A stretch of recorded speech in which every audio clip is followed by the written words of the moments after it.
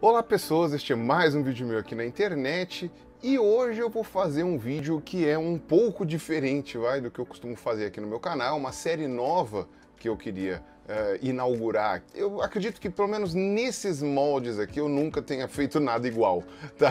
Ainda, pelo menos, né? Eu costumo falar de coisas variadas, né? Não só de ciência, falo de educação, de meio ambiente, falo de aspectos da sociedade, de religião, de uma série de coisas, tá? Então não vai ser a primeira vez que eu vou fugir um pouquinho aqui da área mais biológica, digamos assim. E pois bem, onde fica a ilha Clipperton, né? O cenário da nossa história, ela fica no Oceano Pacífico e o lugar mais próximo dela ali, digamos assim, é a costa do México.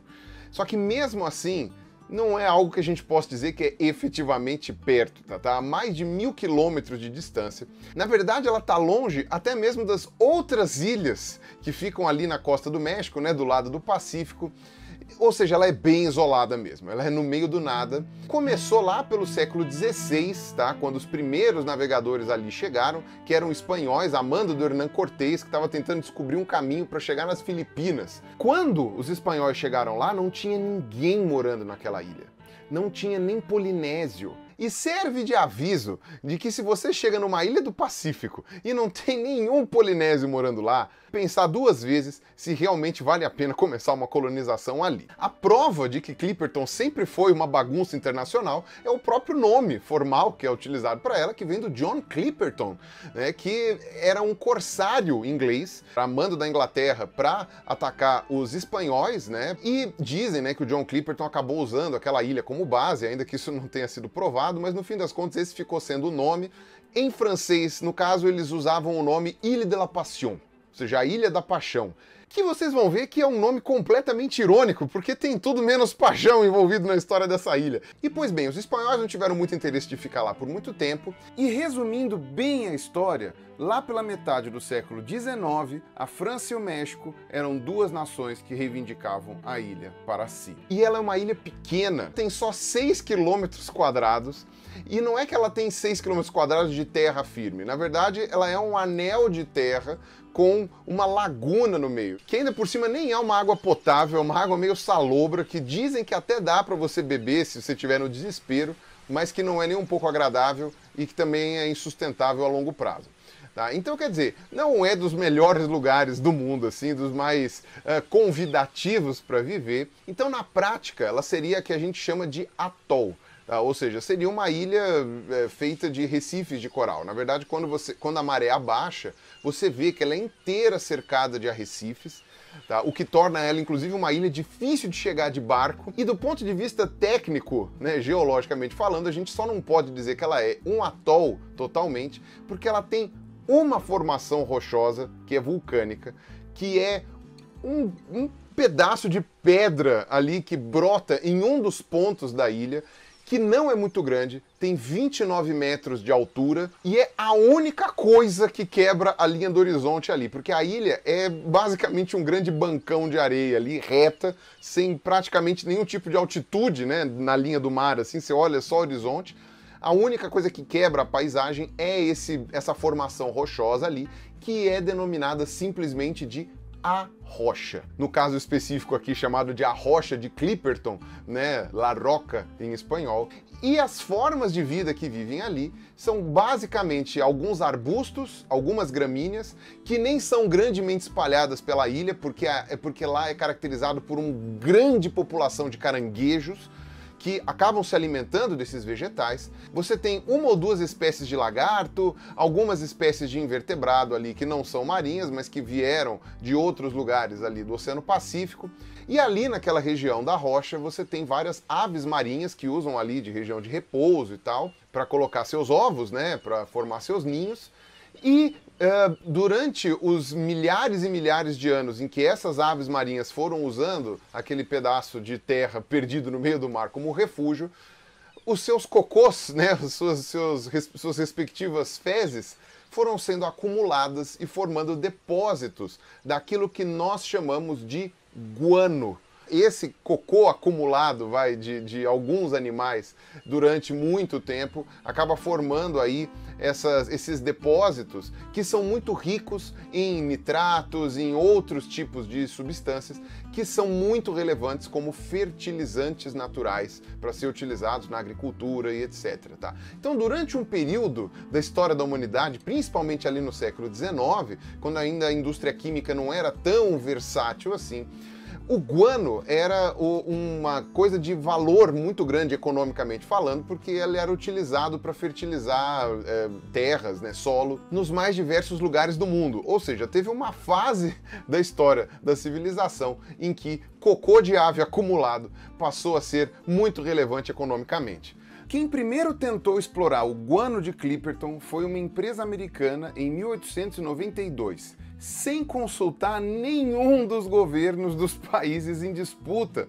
Foram eles quem levaram para a ilha os porcos e os coqueiros, para os trabalhadores terem o que comer. O coco é uma planta muito nutritiva, ele costuma se dar muito bem nas ilhas do Oceano Pacífico, ou seja, a gente está falando de uma ilha no meio do Pacífico em que nem coqueiro conseguia se instalar lá, entendeu? No caso, conseguiram fazer os coqueiros brotarem porque os porcos limitavam a população de caranguejos, os porcos não comiam os cocos e afastavam os caranguejos, e por isso os coqueiros conseguiram brotar. Pra vocês terem uma noção, mano, pra que ir para essa maldita ilha? Era muito trabalho, era um trampo desgraçado se deslocar até ali, depois levar o guano embora, mesmo que o guano de Clipperton não fosse dos piores, também não era dos melhores, né? Então ainda por cima tinha isso, né? Nem era tipo o guano, assim, aquele que você falava, nossa, esse é o melhor cocô de ave marinha que eu vou encontrar, tá? Não era o caso. Sendo assim, em 1897, quando essa companhia americana ficou com dificuldades financeiras, ela tentou vender todos os seus equipamentos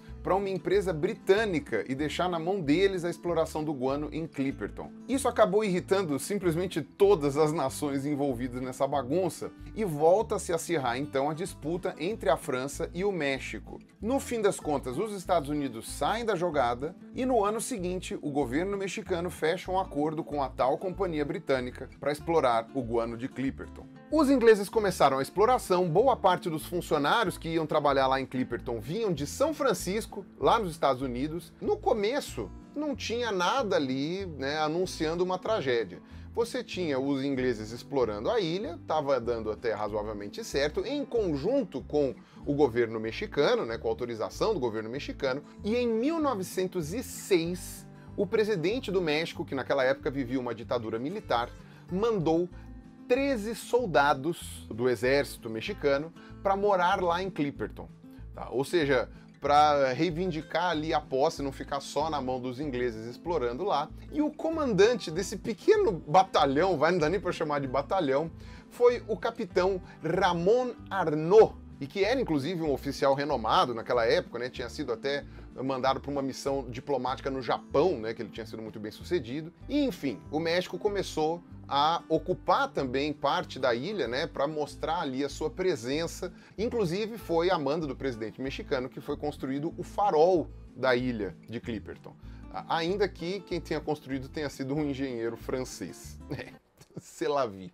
Bom, esses 13 soldados e o capitão Arnaud, né, não iam ficar sozinhos lá, né, então eles levaram suas famílias também, inclusive a Alicia Rovira, né, que era a esposa do capitão Arnaud, né, eles eram recém-casados, e por uns 10 anos a ilha de Clipperton foi um assentamento razoavelmente estável, com gente trabalhando, criança nascendo. Como é que será que chamava quem nascia na ilha de Clipperton? Clippertorenho? Clippertoriano? Bom, enfim, sei lá. E uma população razoavelmente constante de umas 100 pessoas ali, vivendo naquele fiapo de areia, né, que você olha para um lado, você vê o mar, você olha para o outro, você vê uma laguna gigantesca com um cheiro ruim, tá? Enfim, numa tripa de ilha que é mais estreito que a Marginal Tietê. Mas não pensem que por causa disso a França ficou tranquila. A França continuou querendo ter ali a primazia da ilha, não estava gostando nem um pouco dessas pretensões do ditador do México. E não me perguntem por que eles estavam incomodados com essa maldita dessa ilha. E pois bem, depois de um monte de discussões diplomáticas sem nenhum tipo de resolução, em 1909, ou seja, 3 anos depois que o capitão Arnaud tinha sido designado governador de Clipperton, tá? O México e a França resolveram delegar a decisão de quem seria o dono oficial da ilha para o rei da Itália. Pra vocês terem uma noção, isso faz tanto tempo que a Itália ainda tinha rei. Não adiantou muito, porque o rei italiano ele só foi tomar a decisão dele 22 anos depois. Ou seja, esquece isso, não vai adiantar em nada. Essa treta perdurou durante todo o período dessa história aí que eu vou contar para vocês. Como era completamente previsível, em algum momento os britânicos perceberam que eles estavam perdendo seu tempo, seu dinheiro, para um troço completamente inútil. Era muito difícil explorar em Clipperton, o guano que saía de lá não era lá grandes coisas, e ainda por cima, o mercado de guano, já no começo do século XX, não estava indo muito bem. A ciência começou a desenvolver aí outras técnicas muito mais eficientes de fertilizar solo, além do que a própria empresa britânica que fazia essa exploração não estava indo bem das pernas, tinha outros lugares muito menos difíceis de explorar, então não fazia nenhum sentido ficar lá dando murro em ponta de faca. Antes tarde do que nunca, se convenceu de que ficar em Clipperton era uma perda de tempo, ainda para deixar o benefício da dúvida de uma possível necessidade de voltar para lá. Os ingleses, né, essa empresa inglesa, resolveu deixar o maquinário lá e um zelador tomando conta. Era o senhor Gustav Schultz, que se não me engano ele era até alemão, nem inglês ele era. Só que tem um problema, né? Com o fim das atividades dos ingleses lá naquela ilha, os navios de suprimentos que chegavam lá, vindos de São Francisco, né, vindos ali a mando dessa empresa, pararam de chegar, né? Não tinha mais por que ficar gastando dinheiro levando suprimento para o pessoal daquela ilha. Tá? E aí toda aquela galera que ficou morando lá passou a depender dos navios de suprimentos que vinham do México. Eles saíam de Acapulco e eles chegavam na ilha a cada 4 meses, mais ou menos.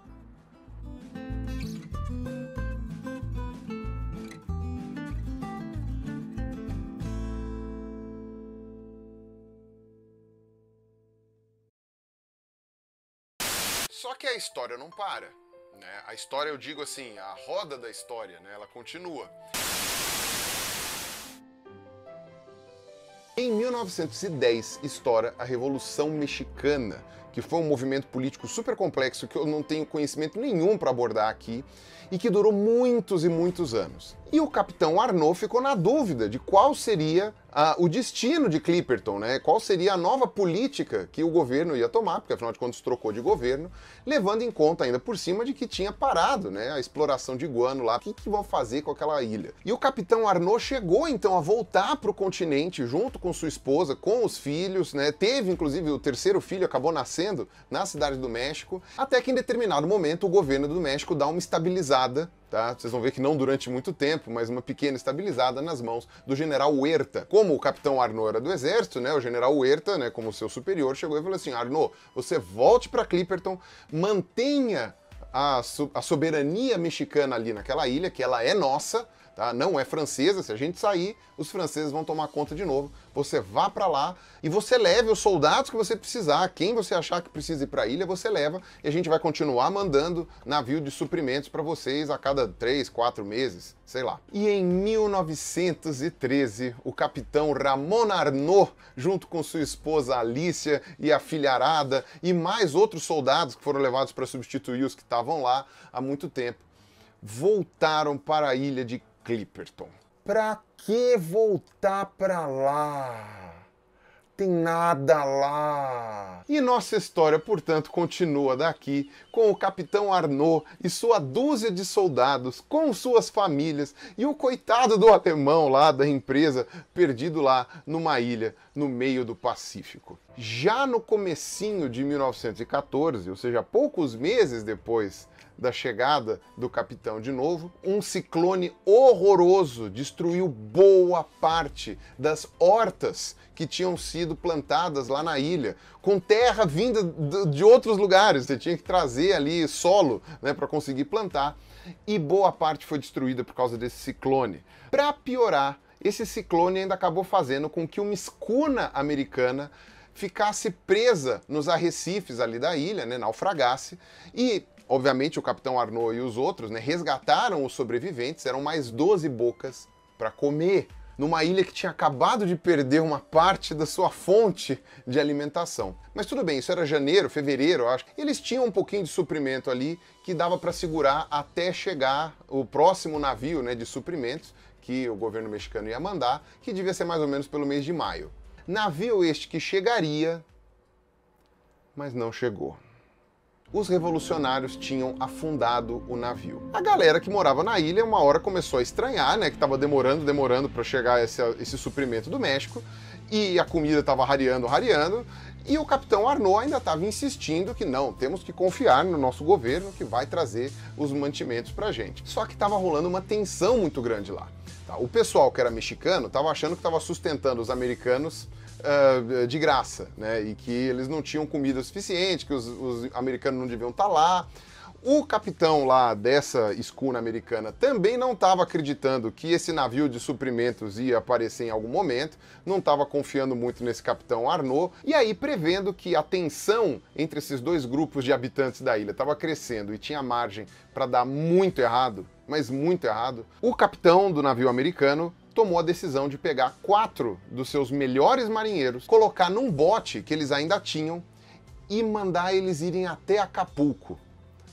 É uma missão arriscada, que tinha tudo para dar errado. Não era uma tarefa simples, porque como eu já falei, a ilha era longe, não era perto, o mar era bravio, não era uma navegação fácil, era mais de 1000 quilômetros, mas contrariando todas as expectativas, de fato, eles chegaram.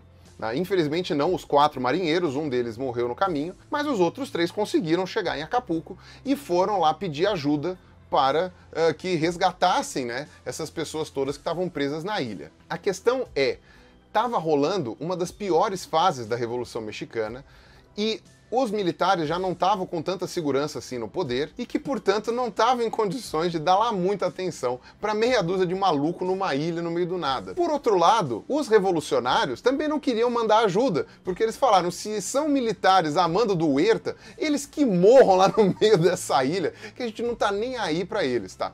Então, quer dizer, esses 3 americanos que chegaram lá não tinham para quem pedir ajuda. Por sorte, o cruzador americano Cleveland tinha acabado de aportar em Acapulco.